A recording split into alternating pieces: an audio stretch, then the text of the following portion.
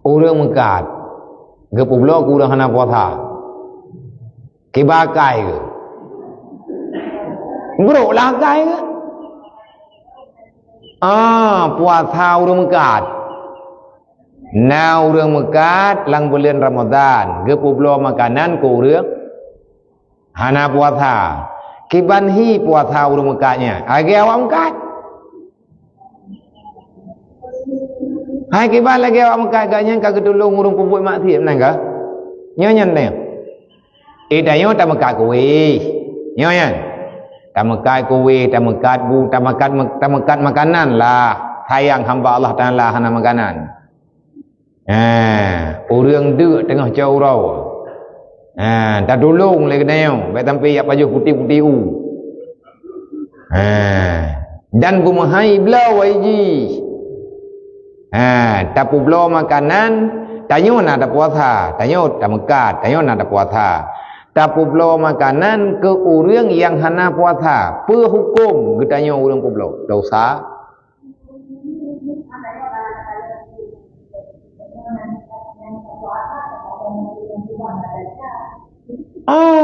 awak mekat kai publo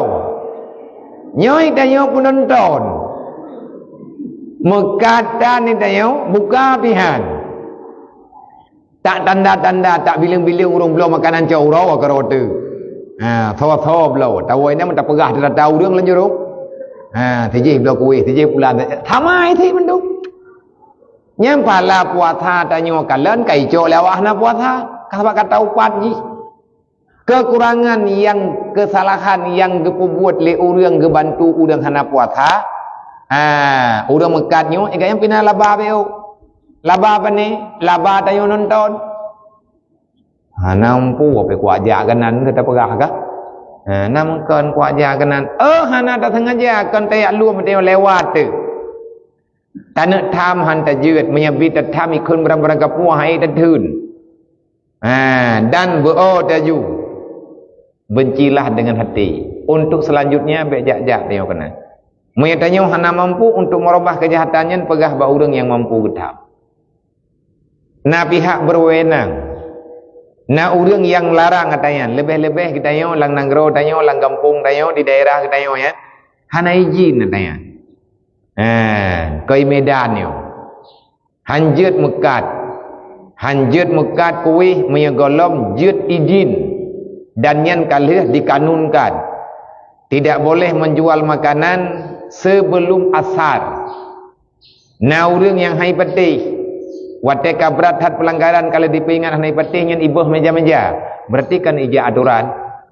temai keun lewak publau li keun lewak publau barang ikun lewak publau nyawak boh mejanya hai puasa thi ni hana hai ya boh meja tanyo ku gohon mulumo hitan nyai tanyo hai ta hukum mungkin urang kepegah tanya dengan sebab bungeh nyoi tanyo drot jangan mendukung kemaksiatan olehnya dong tanyo nanek menyermuh naik puasa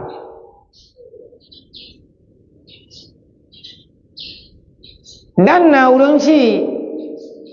irmuh tanyo bagi anak minyak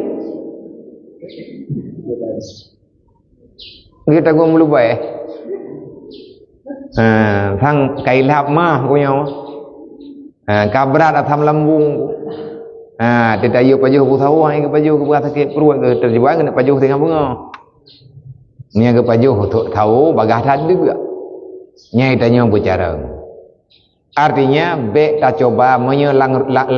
keluarga tanyo na urang gaknya hanaga selamat puasa lo menyetinggai makanan hote no inohat ke buka tangi tinggai makanan nyai gaknya urang sayang tak ke makanan be embadi hek dah bagi minta aku bati kau urus bukan terbagi peselamat makanan sebabnya hana ke pajuh higanya tinggai bati yang sama dengan baik takubah lah makanan bahasa sindiran jing lagi ya hamnya lawitnya bukan lawitnya nah ti urang yang hana ke puasa dekat tapi han tampil lagi-lagi jamun tat jamun urang buka puasa ngamboh demerga